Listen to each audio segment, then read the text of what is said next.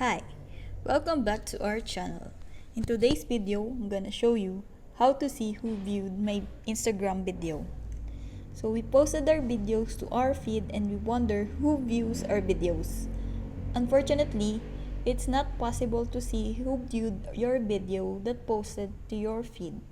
However, you can see the number of views and anyone who liked. So first is go to your Instagram app. So go to the video you posted and it will show you the number of views.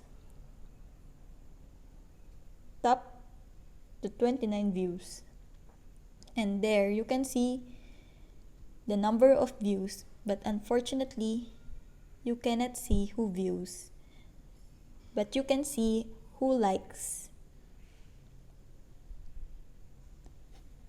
But you can see who sees your views on your Instagram stories.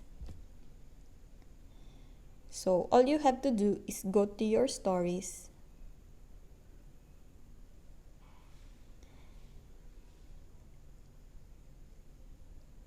And on the bottom left corner with the profile picture, tap it and you can see who views your Instagram stories. So that's it. Let me know if you have comments or questions. Just put it in the comment section below. And please don't forget to subscribe.